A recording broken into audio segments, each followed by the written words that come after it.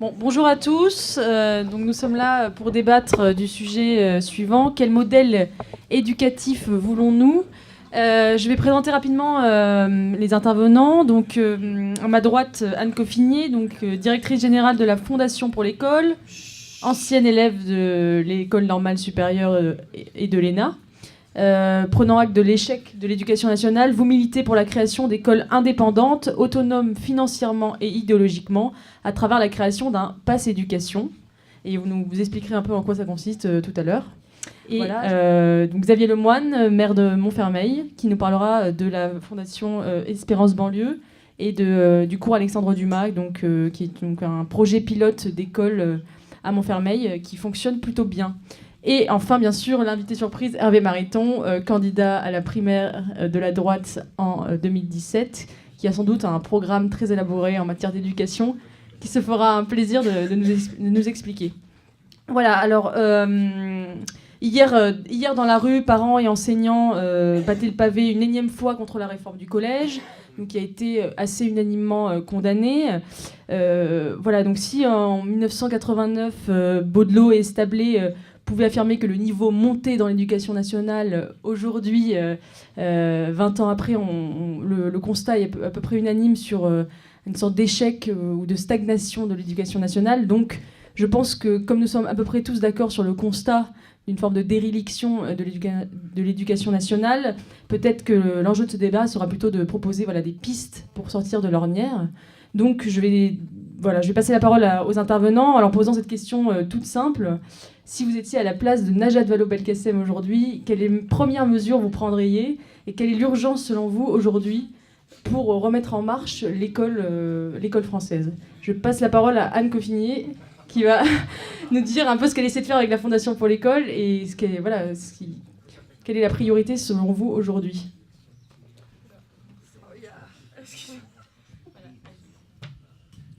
Bonjour. Bon, c'est un peu un coup dur de me dire si j'étais Najat Vallaud-Belkacem.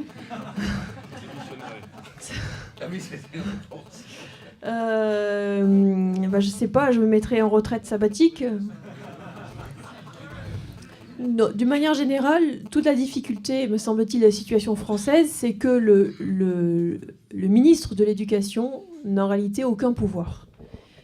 Parce qu'il ne dirige pas son ministère, le ministère ne lui obéit pas. Alors, c'est pas le seul ministère à être dans ce cas-là, mais pour ce qui est du ministère de l'Éducation nationale, ça prend vraiment une ampleur incroyable.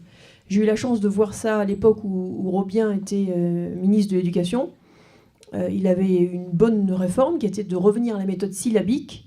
Il avait dit haut et fort, beaucoup de gens ont cru que c'était le cas, mais dès son propre directeur de cabinet, ça a coincé. Dès le directeur de cabinet. Alors, sans parler des syndicats, donc quand le décret a été rédigé, le décret a été retourné et rédigé quasiment dans l'autre sens. Donc, pour dire que si j'étais Najat Vallaud-Belkacem, même si j'avais des bonnes idées, ce qu'elle a certainement, mais il n'y a rien qui... Non. J'allais avoir des ennuis avec le public. Non, mais c'est pour voir si le public suit, mais je sens que le public est fatigué. Et eh bien, je ne ferai rien. Les élèves ne suivent pas.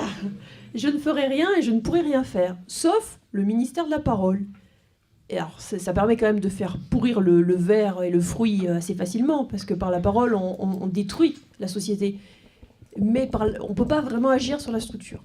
Alors, il n'y a pas longtemps, j'ai fait une conférence et il y avait un député Hetzel, un député très sérieux de l'UMP, qui disait une des choses à faire, c'est de supprimer l'inspection générale.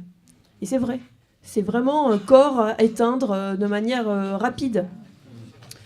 Parce qu'il y a une minorité, c'est pas la théorie du complot que je vous dis, hein, c'est une vérité. Il y a une minorité qui est au pouvoir, qui tient ces postes décisifs d'inspecteurs, ceux qui font les programmes, puis après les recteurs. Et cette minorité est au pouvoir depuis 30 ans.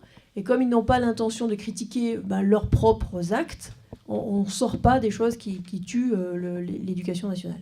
Alors qu'est-ce qu'on peut faire rapidement ? Qu'est-ce qu'on fait à la Fondation ? Eh bien, à la Fondation pour l'école, on assiste, on encourage les entrepreneurs éducatifs. Les gens qui disent on ne va pas se résigner, on va relever le gant et on va fonder. On va arrêter de pleurnicher à la française en disant que fait l'État, et alors l'État, l'éducation va mal, il faudrait réformer l'éducation. Non, on va prendre les choses à bras-le-corps et le faire. Et ça, je crois qu'on a la chance, on a un pays qui s'est réveillé. Est-ce que quelqu'un peut me dire le chiffre d'écoles qui ont ouvert à la rentrée, d'écoles indépendantes, nouvelles, qui sont ouvertes à cette rentrée?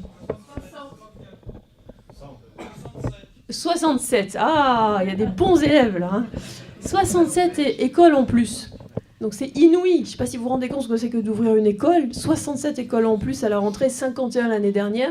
Donc on a un véritable réveil des consciences et de nouveaux profils qui se révèlent et qui disent « J'aime l'entreprise, mais je veux quelque chose qui fasse du sens. Au lieu de gagner de l'argent dans l'entreprise et puis avoir des bonnes œuvres à côté le samedi soir ou le dimanche, eh bien, je vais réunifier ma vie et je vais ouvrir une école.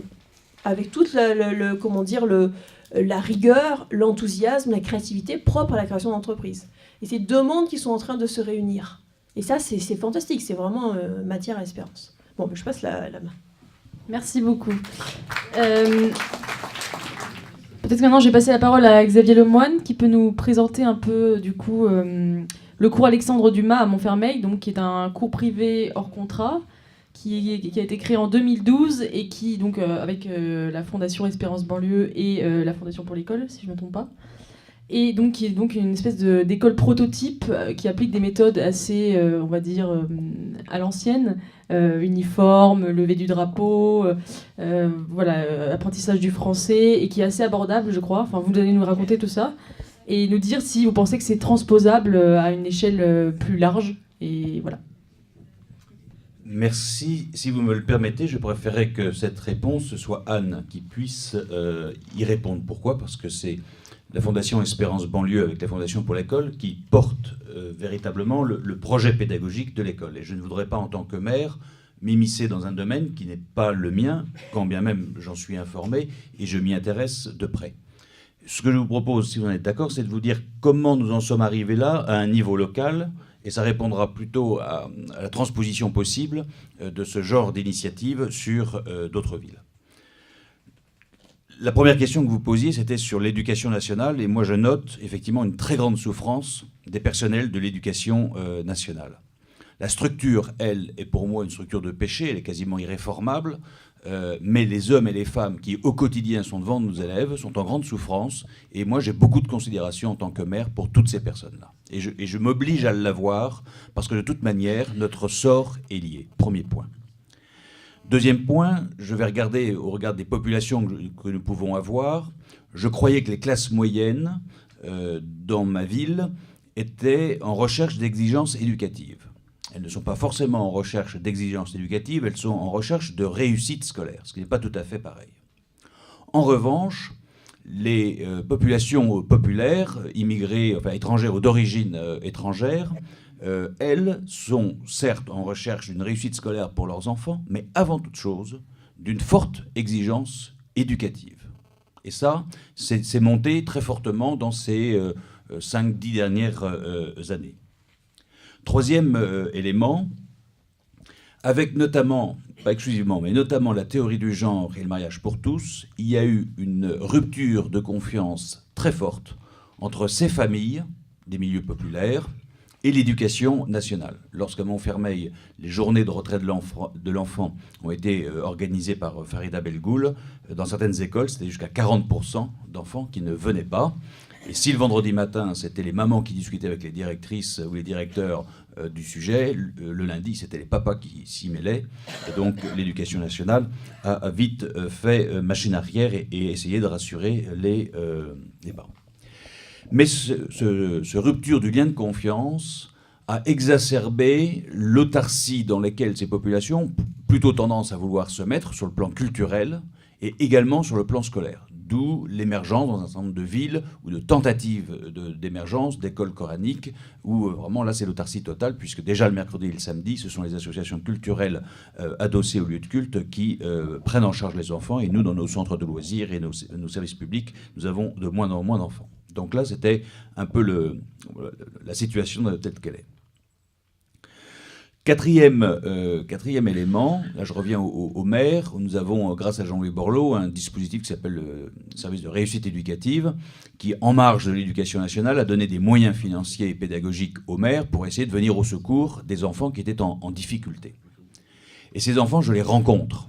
mes services les rencontrent au quotidien, mais moi je les rencontre et je passe un bon moment dans mon bureau avec eux. Et quand j'ai passé 2 heures avec eux, je me dis, mais que font-ils dans ce service de réussite éducative? Pourquoi sont-ils en échec? Ils sont vifs, intelligents, ils vous coincent, ils sont malins, enfin ils sont géniaux, mais ils sont en échec scolaire. Bon. Ou en tout cas étiquetés comme tels. Et donc là je me dis, quel gâchis. En plus, moi je suis un pur produit de l'échec scolaire républicain, donc je sais ce que c'est que la souffrance de l'échec scolaire. Donc ça je ne supporte pas.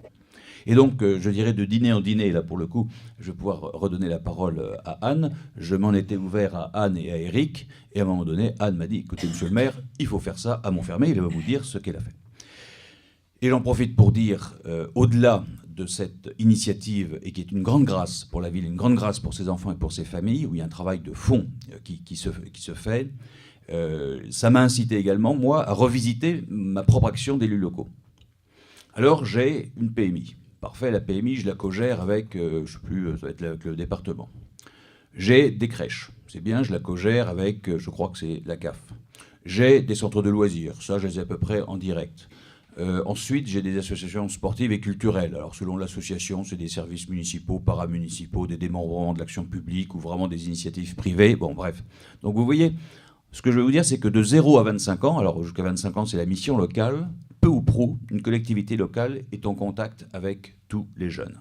Mais un coup dans un domaine, un coup dans un autre, un troisième avec un autre partenariat, un quatre... Bon. Donc finalement c'est haché, c'est disjoint.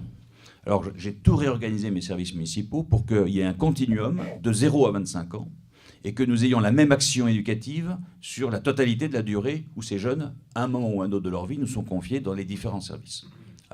Voilà.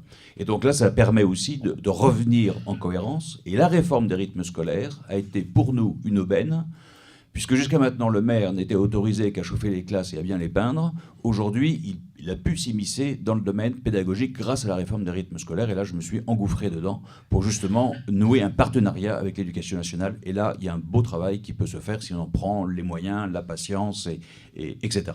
Voilà ce que je pouvais dire, mais je voudrais que Anne, qui porte vraiment la pédagogie de cette école, puisse en parler. C'est à elle que cela revient. Merci.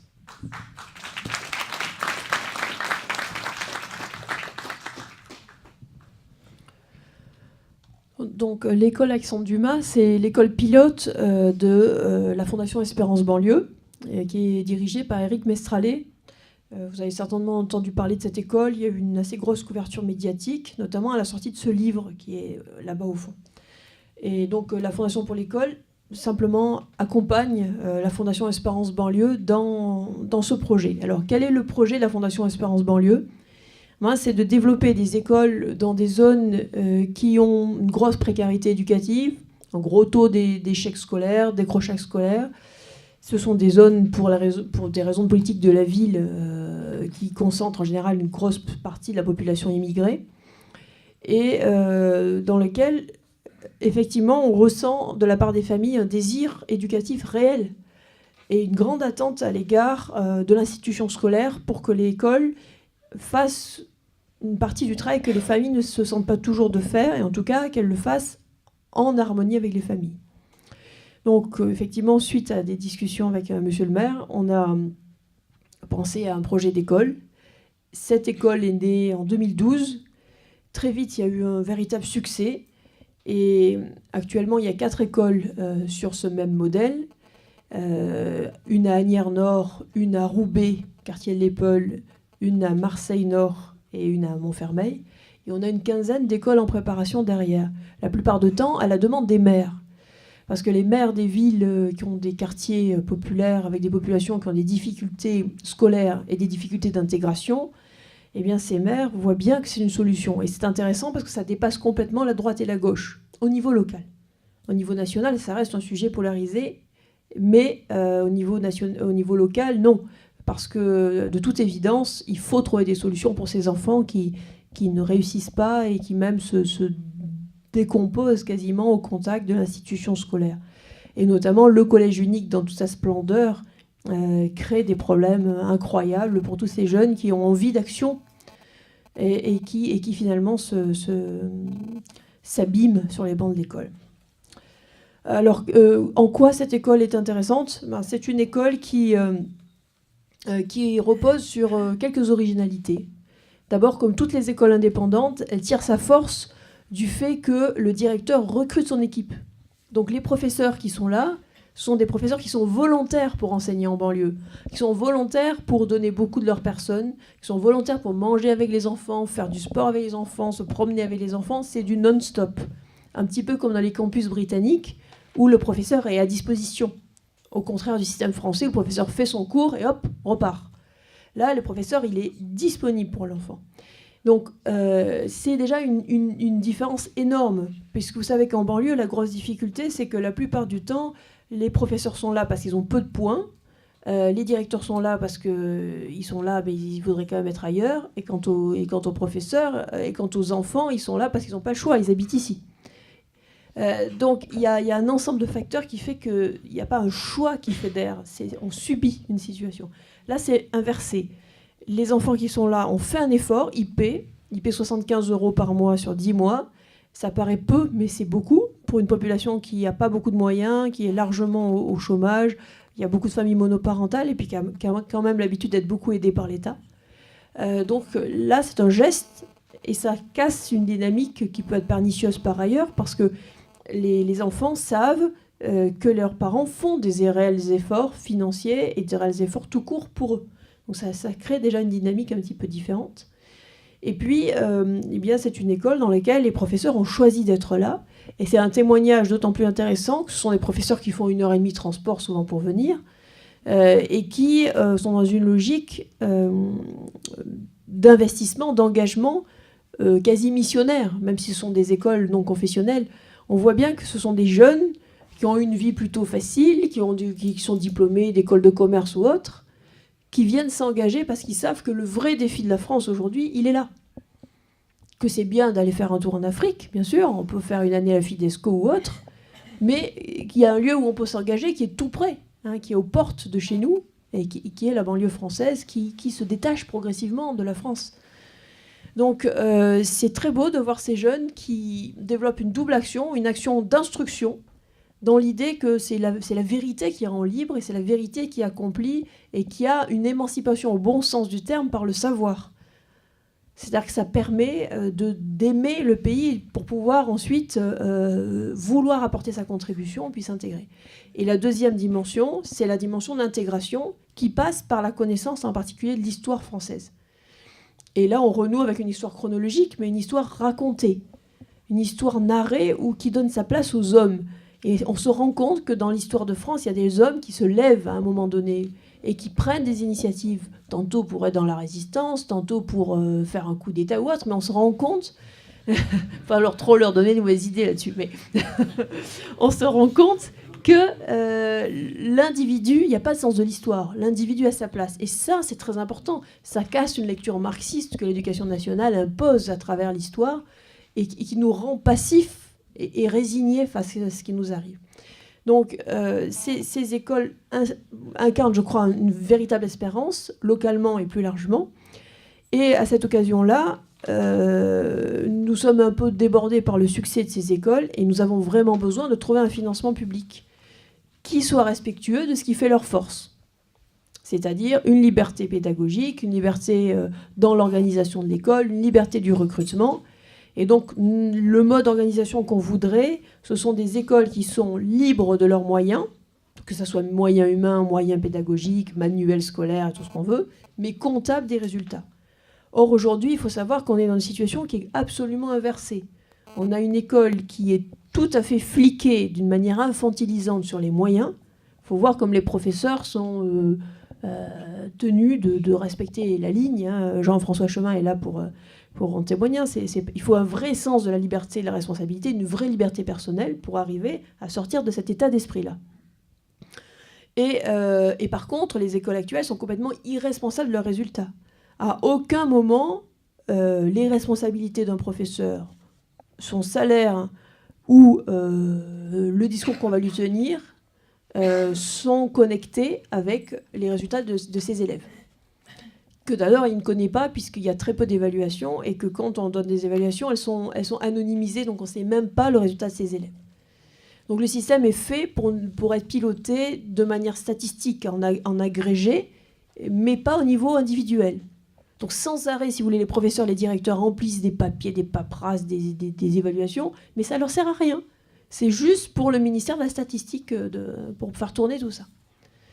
Donc pour nous, la solution, c'est d'essayer de trouver un financement public du libre choix, mais qui soit vertueux. Donc il y a un certain nombre d'erreurs à ne pas faire. Par exemple, il ne faudrait absolument pas que ce soit les professeurs qui soient payés par l'Éducation nationale, comme c'est le cas aujourd'hui de l'enseignement catholique sous contrat. Ça, c'est quelque chose d'extrêmement liberticide. Il faut une dotation globale au niveau des écoles, au prorata du nombre d'élèves scolarisés. Ça, c'est l'idée globale sur laquelle on ne peut pas lâcher le morceau.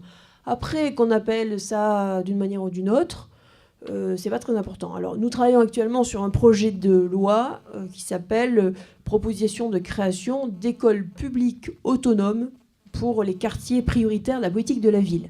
Hein, c'est beau comme une poésie. C'est des charter schools ou c'est des free schools ou des academies à la française, si on veut.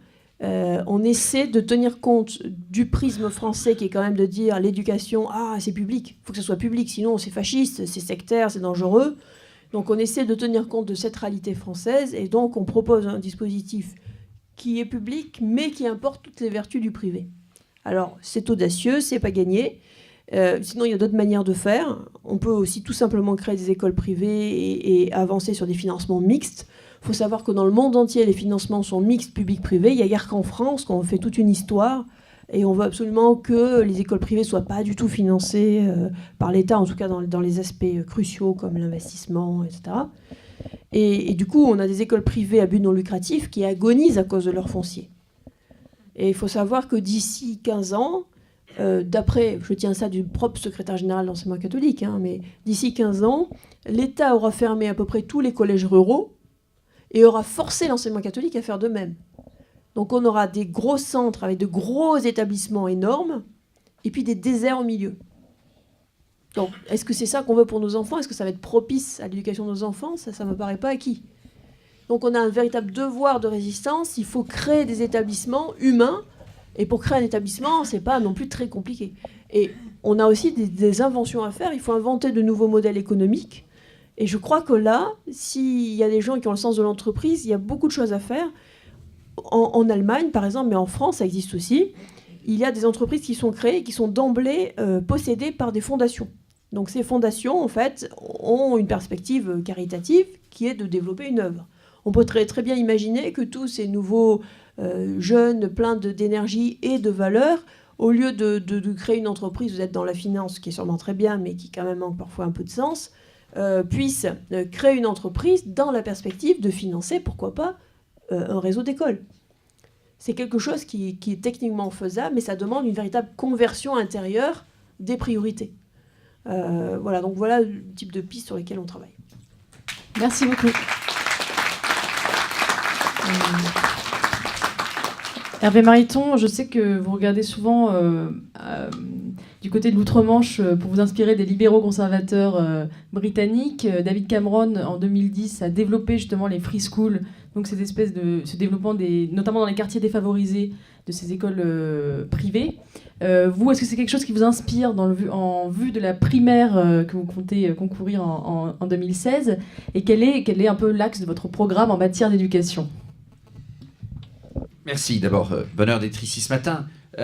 Je suis tout à fait favorable au principe des free schools, des academies telles que les Britanniques ont pu le développer. Je pense que Eudolzoni a dû développer ce point. Il se trouve simplement que je viens de passer 3 jours en Allemagne, je rentrais ce matin, et je me suis dit qu'au fond, le RER entre Roissy et Saint-Rémy-les-Chevreuse, c'était direct. Donc, plus simple était de venir vous rencontrer. Et les discussions que j'ai eues en Allemagne ont entre autres porté sur les questions d'éducation, et je vous suggère l'entrée suivante. Il y a un certain nombre de problèmes dans le système éducatif français.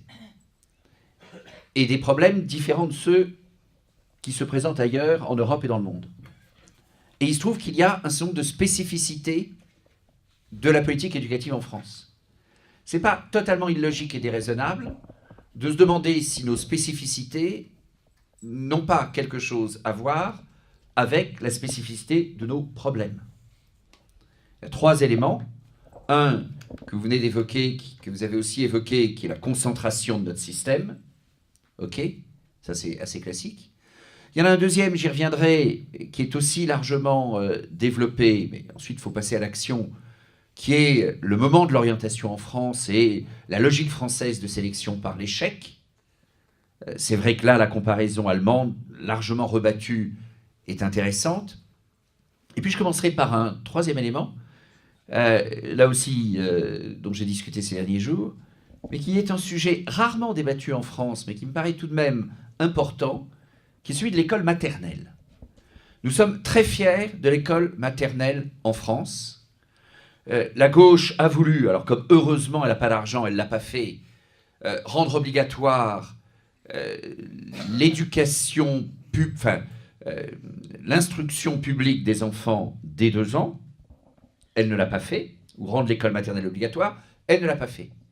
Je constate qu'il y a eu assez peu d'objections à droite pour dire « mais attendez, est-ce que l'obligation de l'enseignement dès la maternelle est une bonne idée ?» Au passage, je vous rappelle que l'école n'est pas et n'a jamais été obligatoire en France, que l'instruction est obligatoire mais l'école non, et le fait que l'école ne soit pas obligatoire me paraît être un pilier tout à fait fondamental pour justifier ensuite le principe de liberté de choix de l'école. Si on cède sur ce point, l'étape d'après, c'est de considérer qu'il y a un impératif sur le choix de l'école, et pour le coup, la liberté de l'enseignement, pour ce qui en reste en France, perdrait un certain nombre de ses fondements de base. Alors, quelle est mon idée là, et conversation que j'ai eue avec un certain nombre d'amis ou d'élus sur ces 3 derniers jours?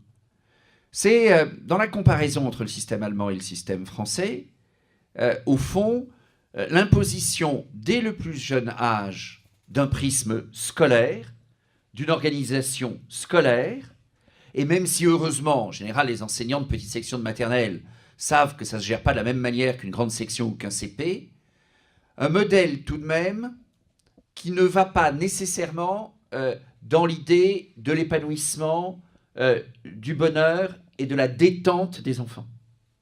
Et on peut se demander si le système français d'école maternelle n'est pas pour quelque chose dans des formes de blocage et d'agressivité, éventuellement ensuite de dépression que l'on constate dans notre pays. Je ne suis pas suffisamment spécialiste des questions éducatives pour aller beaucoup plus loin là-dessus, mais je dis simplement en bonne logique formelle, que si on a un certain nombre de difficultés spécifiques en France dans le domaine éducatif, c'est tout de même plutôt rationnel de regarder ce qu'on fait de différent en France et partir du principe que ce qu'on fait de différent est nécessairement meilleur qu'ailleurs et pas nécessairement justifié. Donc j'invite à regarder du côté de l'école maternelle, et je redis, on est passé très près en début de mandat, souvenez-vous, à un moment où la contrainte budgétaire était moins évidente et où les socialistes étaient plus glorieux dans l'affirmation de leurs principes idéologiques, on est passé très près d'un enseignement obligatoire au nom de l'intégration des banlieues, au nom aussi de logiques syndicales qui se cachaient à peine. Deuxième point, celui de l'orientation, qui a beaucoup à voir avec la question évidemment du collège unique, qui est que la France, pendant quelques décennies, a fait le choix systématique de retarder l'orientation. Ce retard systématique de l'orientation construit une logique qui est celle de l'échec. Vous restez le plus longtemps possible dans un système unique et à un moment, vous en êtes éjecté par l'échec. On construit comme ça une société pessimiste, une société de la déprime, dont il est quelque part miraculeux qu'elle ne soit pas en plus mauvais état qu'elle n'est aujourd'hui. Il faut sortir de cela. Donc c'est évidemment refuser le collège unique. Je suis frappé de voir Eugénie me lancer sur mes prétentions électorales, mais de fait, quand je regarde ce que d'autres disent à droite, je constate, y compris aujourd'hui, de très grande prudence au regard du principe du collège unique. Et pardon ? Bruno Le Maire s'est prononcé. Bruno Le Maire Oui. s'est prononcé contre. Oui, mais beaucoup, en tout cas, ont du mal à sortir de cette idée du collège unique. Il me semble qu'Alain Juppé, qui n'est pas nécessairement le plus populaire ici, mais a beaucoup de prudence sur ce terrain-là dans ses réflexions éducatives, si j'ai bien lu. Et il me semblait qu'il y avait consensus. Apparemment, il n'y a pas contre le collège unique. Et en tout cas, une fois qu'on dit qu'il n'y a plus collège unique, il faut assumer des choix d'orientation beaucoup plus précoces qu'ils ne le sont aujourd'hui, alors que toutes les réformes éducatives de gouvernements de gauche et de droite ont consisté à faire le contraire dans un passé récent. Donc, fin du collège unique, mais pas juste pour un plaisir architectural, mais parce que ça passe par des choix d'orientation, avec naturellement des passerelles qui sont indispensables, et une logique, que ce soit dans le secondaire comme dans l'enseignement élémentaire, une logique de liberté et d'autonomie, avec ce qu'on a dit sur l'exemple des academies ou des chartered schools. J'ai longtemps été assez prudent sur l'idée du chèque éducation. Mais au fond, je pense que aujourd'hui, dans le domaine de l'éducation comme dans d'autres domaines de la société française et de l'action publique en particulier, l'enjeu, c'est de redonner du pouvoir aux citoyens. Et c'est que les citoyens aient le maximum de pouvoir et de choix et de responsabilité que prennent les familles. La famille est tout de même le premier niveau d'une politique d'éducation. Et au fond, en ayant une offre qui permette de répondre et d'organiser les choses, et j'entends tout à fait le projet que vous portez et que vous développez, au fond, donner aux parents, donner à la famille la plus grande capacité de responsabilité et d'arbitrage est tout de même la meilleure voie. Et j'ai un peu balancé là-dessus avec, au fond, une vision idéologique qui me plaît bien, et puis ensuite, en se demandant, mais comment ça peut fonctionner au juste ? Je crois que dans ce domaine comme dans d'autres, il faut aller beaucoup plus volontiers vers des modes de financement de cette nature, avec donc au fond des projets éducatifs très libres, arbitrés d'une part par un certain nombre de références nationales en termes de diplômes et de publicité de l'évaluation, et un arbitrage donc national tel que je viens de le dire, un arbitrage local qui est le choix tout simplement des familles. Alors la liberté des établissements, c'est naturellement le recrutement, c'est un principe tout à fait fondamental, c'est, y compris dans des phases intermédiaires, un certain nombre de verrous qu'il faut absolument faire sauter, comme l'organisation du temps de travail des enseignants. Et au passage d'ailleurs, je rejoins ce que Xavier a dit, je dirais des choses qui vous surprendront peut-être, mais ne pas avoir toujours les réflexes conditionnés autour de tous les débats d'éducation qui nous sont présentés. Mais un des verrous à faire sauter, c'est l'organisation du temps de travail des enseignants et ce qu'on appelle aujourd'hui l'obligation réglementaire de service. L'annualisation du temps de travail des enseignants, là je suis sur des choses assez techniques, mais la technique est aussi importante, y compris dans le public, ou ce qui peut rester de secteur public, est quelque chose d'essentiel. D'abord, c'est juste sur le fond. La vie scolaire n'est pas la même en septembre et en juin. Aujourd'hui, si un enseignant veut être rigide, il peut dire mes élèves sont en stage, où est le sujet ? J'ai une obligation hebdomadaire de temps de travail, donc qui m'est assez indifférent de savoir que je ne les ai pas sous la main. Je fais mon temps de travail théorique, puis je ne le fais pas parce que je n'ai pas d'élèves, mais ça n'organise aucune compensation sur un autre moment de l'année. Il y a des compartiments de l'enseignement où d'ores et déjà le temps de travail est annualisé, public ou privé confondu dans l'enseignement agricole.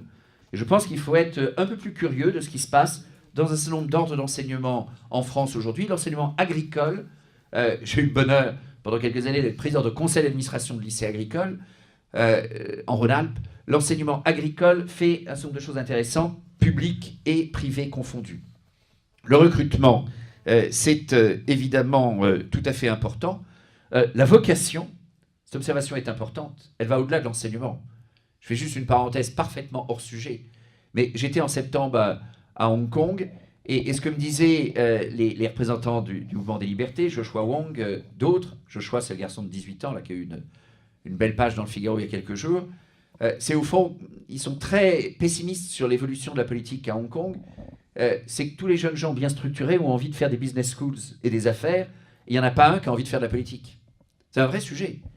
Que ce soit à Hong Kong ou dans d'autres pays, éventuellement le nôtre, le jour où plus grand monde aura envie de faire de la politique, enfin vous êtes là, c'est donc que vous avez envie d'en faire, mais il faut propager largement, ou le jour où personne à droite a envie d'être enseignant, il y a quelques soucis à se faire sur le sujet. Voilà.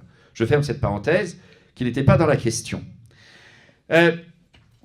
L'attention au hors-contrat, aujourd'hui, avant d'avoir inventé le monde meilleur que nous voulons, est extrêmement importante. Je trouve qu'il est bien qu'il y ait un peu plus d'attention aujourd'hui.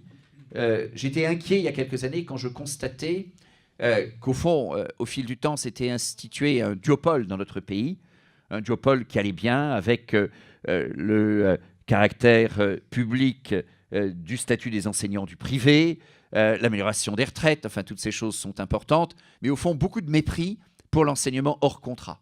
Or, le fait que cette graine ait subsisté est extrêmement important pour développer d'autres libertés aujourd'hui, et dans des situations très concrètes, elle aura été importante pour un certain nombre de parents dans notre pays. Juste 2 points.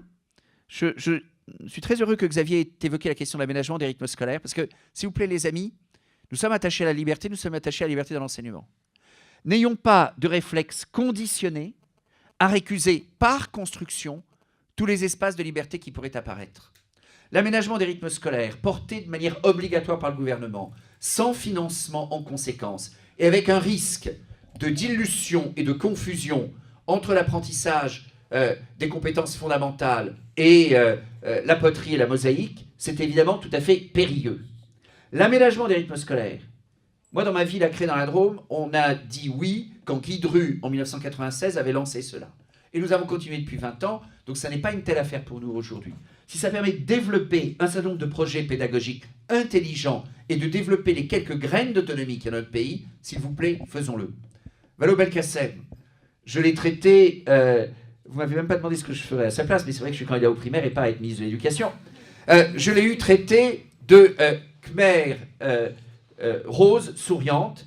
D'abord, elle a dit Khmer rose, c'est un préjugé raciste, je ne vois pas pourquoi. Et souriante, elle a trouvé que c'était un stéréotype de genre, comme si seules les femmes avaient le droit de sourire. Mais, plus sérieusement, la réforme des programmes, catastrophique.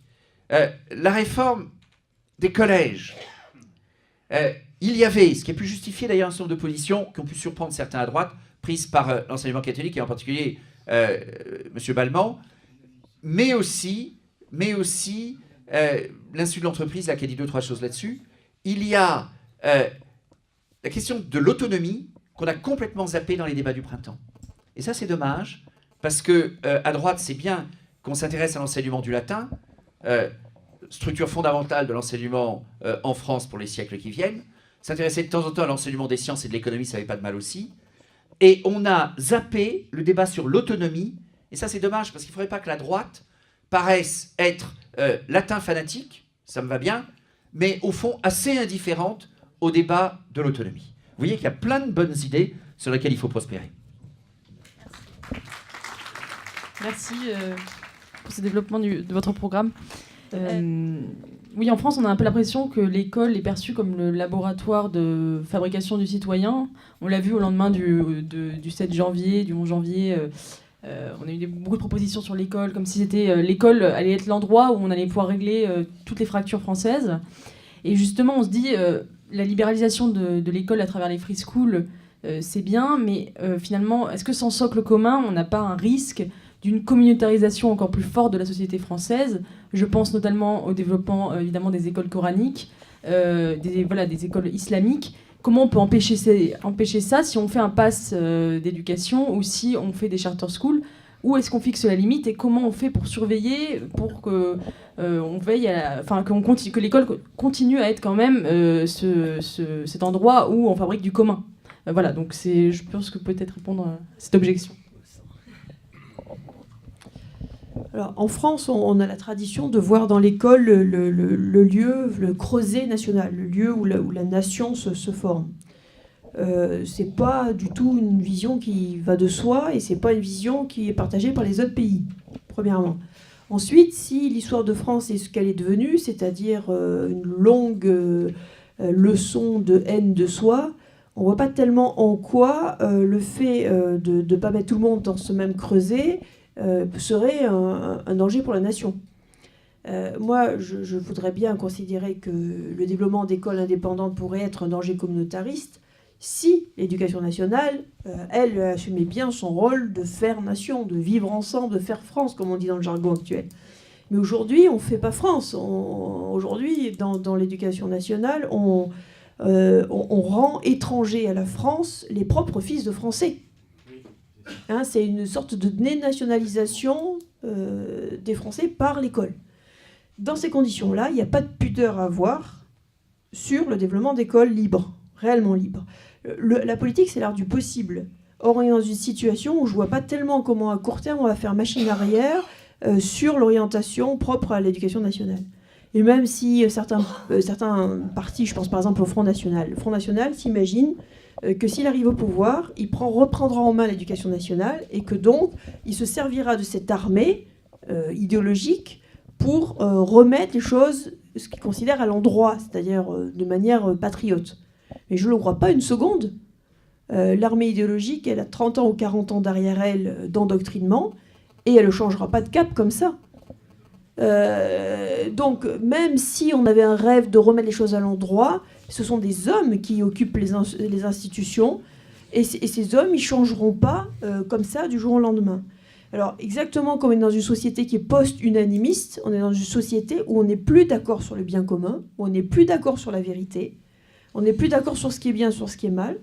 Dans ces conditions-là, moi je pense que la seule chose auquel on puisse faire confiance, c'est de redéfinir peut-être un peu de manière contractuelle, alors c'est très postmoderne hein, ce que je vous dis, mais de redéfinir les règles du jeu à un niveau qui est humain, à une petite taille, qui est le niveau de l'école, où on définit quelle est la finalité, en toute transparence, quel est l'objectif, qu'est-ce qu'on fait, pourquoi, comment. Et les familles, par rapport à cet objectif qui est défini en toute transparence, eh bien, disent oui, c'est à ça que j'adhère, ou non, c'est pas à ça que j'adhère. Et cette logique-là, elle est définie de manière transparente, ce qui laisse la possibilité à l'État d'exercer les régulations qui s'imposent. Tout n'est pas acceptable, bien sûr, et il y a des enseignements qui ne sont pas acceptables, et des attitudes qui ne sont pas acceptables. Mais là encore, on est dans une attitude problématique, on est dans un État idéologique. Alors, un contrôle de l'État est légitime dès lors qu'il arriverait à s'abstraire d'une approche très idéologique. D'où la question du statut de l'inspection d'académie, par exemple. Aujourd'hui, dans le privé, vous êtes contrôlé par l'inspection d'académie. Donc vous avez le public qui contrôle le privé.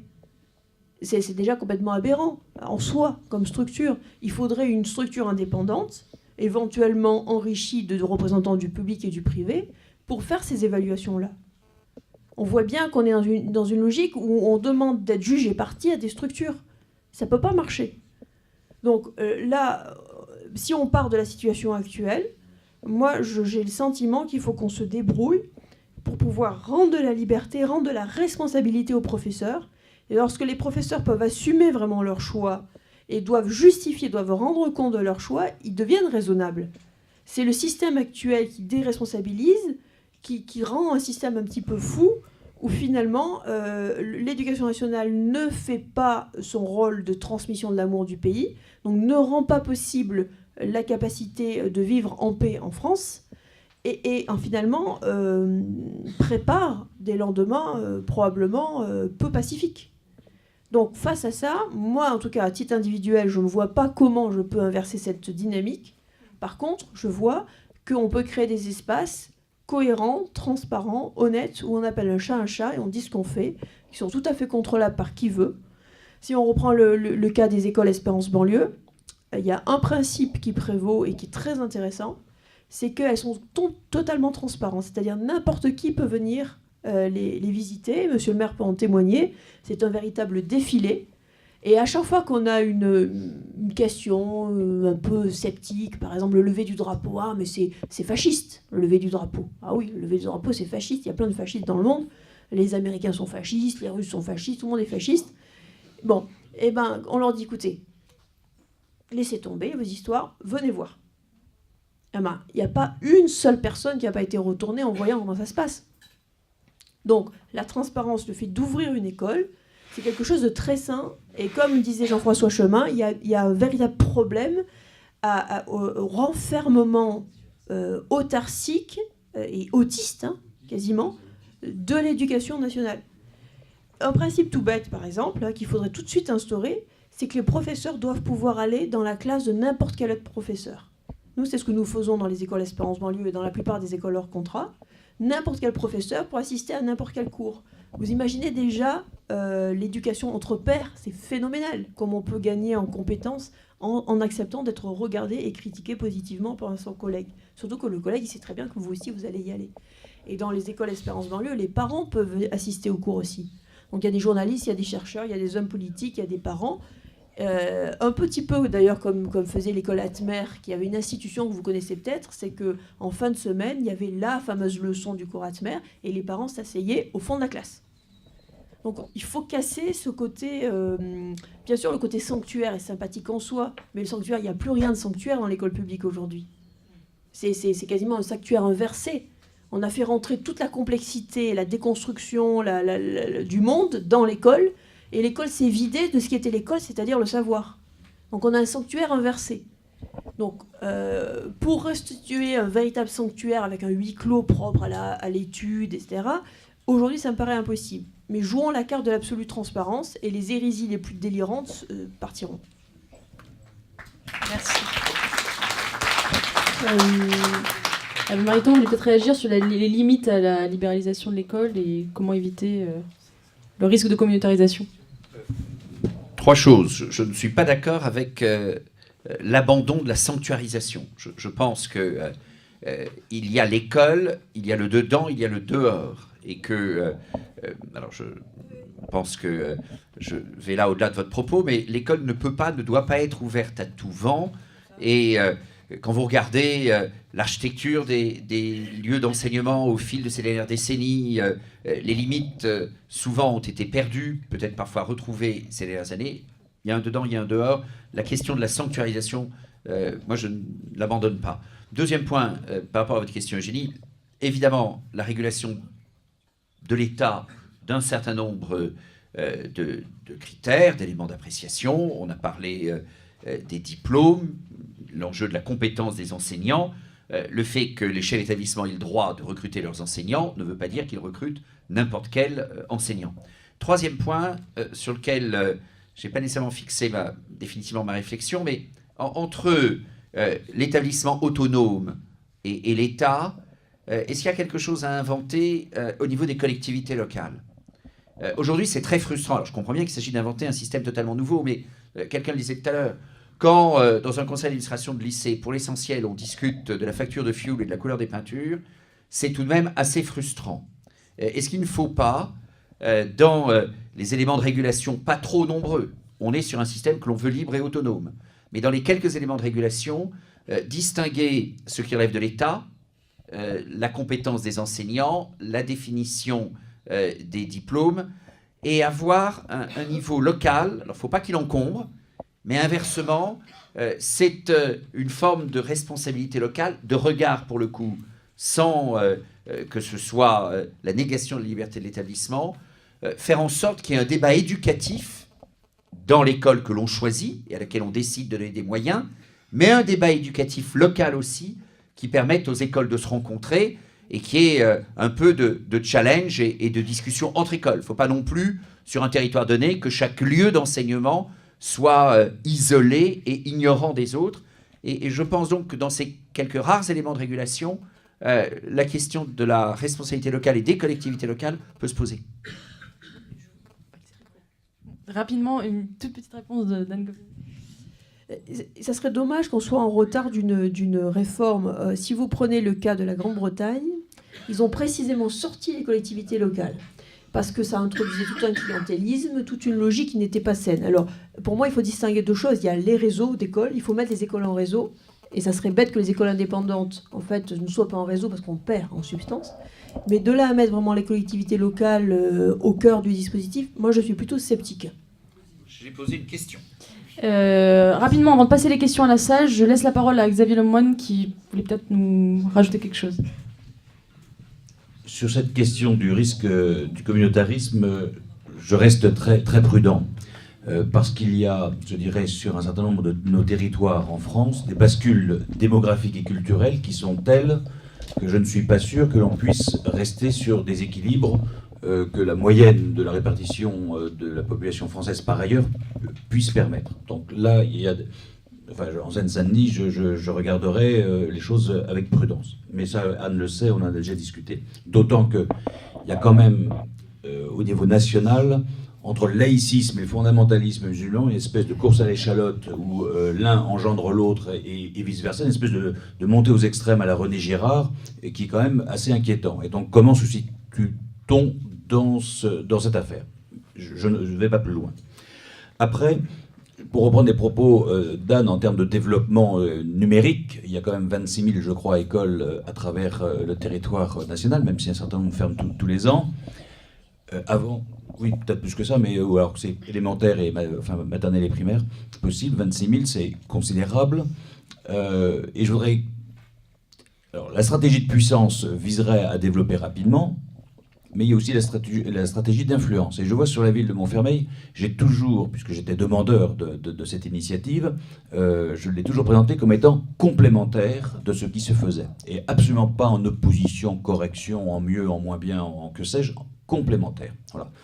Et là, je dirais, se créer des liens, alors non pas au niveau des appareils, mais au niveau des hommes, des directeurs, des directrices de ces différentes écoles, effectivement, un contact qui crée une forme d'émulation qui, me semble-t-il, est tout à fait positif. Doublé avec la réforme des rythmes scolaires où, en plus, on a pu en mettre une couche supplémentaire, eh bien, il y a des effets de synergie qui sont tout à fait intéressants à voir. C'est peut-être aussi un des aspects de la question. Merci beaucoup. On va passer peut-être aux questions dans la salle. Tu veux pas passer? Alors.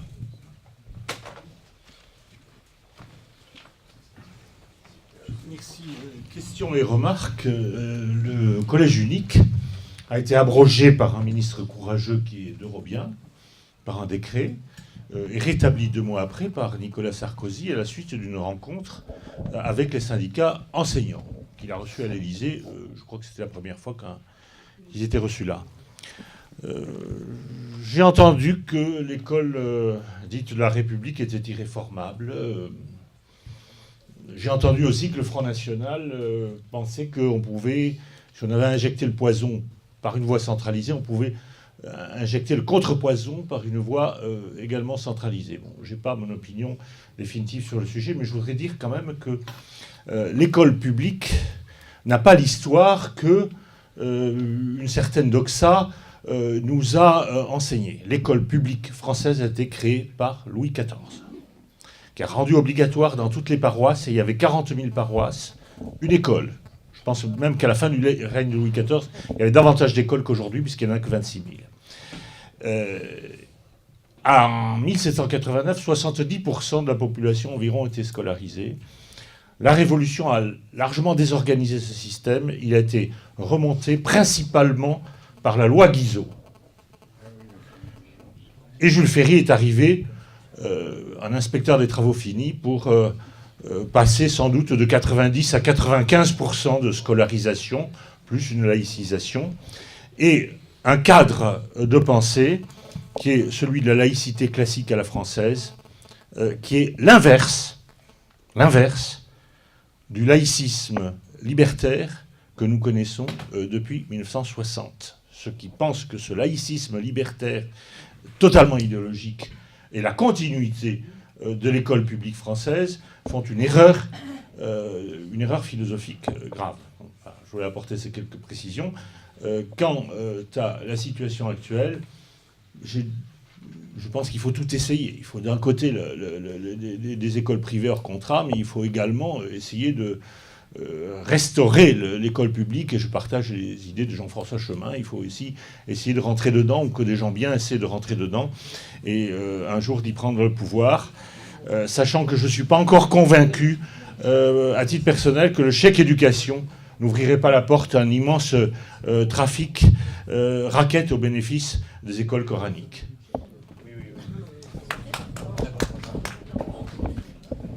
Merci Roland Hureau. Autre question dans la salle? Deuxième, troisième, quatrième. Oui, bonjour. Cyril Dallon. Je voulais en fait contester un peu les propos d'Hervé Mariton quant à la sanctuarisation des écoles. Je pense qu'aujourd'hui, la sanctuarisation des écoles la première source de non-effort au niveau des écoles quant à l'inclusion des élèves, notamment sur les élèves qui présentent un handicap, soit à peu près 10% des enfants en France, il faut quand même le savoir. Puisque cette sanctuarisation, à l'heure actuelle, empêche des bénévoles, des parents, toute personne qui voudrait rentrer dans l'école pour donner un coup de main. On sait que tous les jours, on a un article sur les parents d'enfants autistes qui vont se mettre sur une rue, sur un immeuble, etc., parce qu'ils n'ont pas d'AVS. Il n'y a pas de personnel. Donc forcément, si on sanctuarise une école, on ne peut pas contrôler ce qui s'y passe. 2, les enseignants qui sont défaillants, parce qu'il y en a quand même quelques-uns, forcément seront contrôlés par personne, sauf par leur hiérarchie qui leur mettra toujours la meilleure note. Et finalement, si vous aviez vous-même la possibilité de payer un AVS pour votre enfant, vous n'avez pas le droit. Je pense ne pas avoir été clair là-dessus. Ce que je voulais dire, quand je parle de contrôle par les parents de l'école, c'est clairement la volonté que ce soit les parents qui s'emparent de la gouvernance de l'école. Et il peut y avoir une implication des parents dans l'école, des parents bénévoles, l'amélioration de l'inclusion des enfants handicapés. Je dis simplement qu'il y a un dedans et un dehors. Donc même quand c'est affaire d'architecture, c'est affaire aussi de vision, de l'enseignement, le parent qui s'implique, il faut qu'il puisse le faire, il faut qu'il soit bienvenu, mais il rentre à l'intérieur de l'école. Ma vision de sanctuarisation, elle est plus de l'ordre de l'architecture que de l'exclusion des parents. Alors, monsieur qui avait demandé... approchez-vous. Des questions courtes, s'il vous plaît, parce qu'on n'a plus que 7 minutes. Bon, Henri Peter, d'abord, merci beaucoup à Anne Coffinier et à Jean-François Chemin. Jean-François Chemin, je pense que ses élèves garderont souvenir de lui, donc ce qu'il a fait par sa présence humaine comptera très longtemps. Voilà. Ma question, c'est quand même comme un secret de famille, vous savez, qu'on ne veut pas dévoiler, mais qui existe dans toutes les familles. Secret de famille, c'est l'école publique dont a parlé Bruno. Roland Ruro, excusez-moi, Roland Ruro. Là, c'est secret de famille. Oui, l'école publique a un tas de vertus, elle vivait sur des vertus anciennes, elle a eu ses heures de gloire. Mais l'école, si son but est quand même de vérifier la parabole des talents de l'Évangile, c'est-à-dire d'affirmer la liberté des enfants de Dieu pour développer leur vocation, ne doit pas au départ être prisonnière d'un régime, un chien de garde d'un régime. Aucune école, que ce régime s'appelle la République, la royauté, je m'en moque. Or, c'est exactement le rôle qu'on lui a fait jouer. Et à mon avis, je ne vois pas une distorsion entre le libertaire de 68 et l'ancienne école qui biaisait notre propre histoire. Tant que nous n'aurons pas libéré l'école de cette a priori idéologique, de cette idéologisation qui va contre la liberté des enfants, contre la liberté de recrutement des professeurs, contre l'épanouissement de la liberté. Et troisième point qui peut réunir les deux, dans toute école publique ou privée ou hors contrat, on a besoin de ressources spirituelles. La transmission des connaissances n'a pu se faire historiquement que par par des moines qui priaient. Alors on ne peut pas demander à des gens qui ne sont pas croyants de prier, mais on peut leur demander ce ressourcement spirituel, ce qu'a quand même dit Simone Veil. Je crois qu'une heure passée sur un devoir de mathématiques à ne pas trouver une solution est déjà une assise d'un progrès. Je pense que là aussi il y a des pistes à creuser et à ne pas négocier par rapport à des gens qui effectivement mériteraient d'être, à mon avis, excusez-moi, d'être foutus dehors. Thierry Paulmier. Thierry Paulmier, membre du comité d'orientation d'Avant-Garde. Alors justement, ça va tout à fait dans la continuation de ce que vous venez de dire, parce que ma question portera sur le rôle du père et de la paternité dans l'éducation. Il y a une fondation américaine qui s'appelle The Fatherhood Initiative, qui vient de compiler toutes les études sur les effets de l'absence de père dans tous les troubles sociaux, que ce soit donc l'obésité, le suicide, la délinquance, la pornographie, toutes les formes. On est donc assez au courant maintenant, scientifiquement, qu'il y a une surreprésentation des enfants sans père dans toutes les formes de déviance, et donc aussi dans les pathologies, dans l'échec scolaire. J'aurais voulu savoir quelle place vous donnez au père et aux figures de substitution du père sachant que, comme vous l'avez rappelé, l'essentiel du corps professoral est féminin, que de plus en plus d'enfants grandissent dans des familles sans père, des familles monoparentales, mais qui sont à majorité composées de mères. À cela s'ajoute que tout le personnel qui est autour des enseignants est aussi féminin, que ce soit l'infirmière, l'assistante sociale, l'orthophoniste, etc., etc. Et donc nous avons des enfants qui n'ont pas de référent, de figure de père de substitution. Et comment, j'aurais voulu notamment savoir ce que Madame Coffini en pensait, comment introduire ou comment vous percevez, comment dans votre recrutement notamment des enseignants, est-ce que vous essayez d'introduire une sorte de parité, qu'il y ait enfin des hommes en face des enfants pour qu'ils puissent s'identifier à des figures paternelles?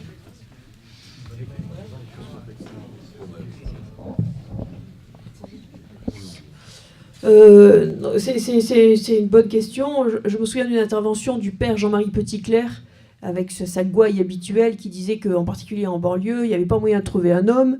Et les profs étaient féminins, les juges d'instruction étaient féminins, les orthophonistes, les psychologues, tout le monde était féminin, mais que heureusement, on a finissé par tomber sur un maton qui lui était toujours un homme. Donc c'est pour ça qu'ils allaient tous en prison. Alors, mais bon, sans aller jusque-là, c'est vrai que c'est fondamental. Et on a deux choses. Au niveau d'Espérance banlieue, on essaie clairement d'avoir moitié-moitié.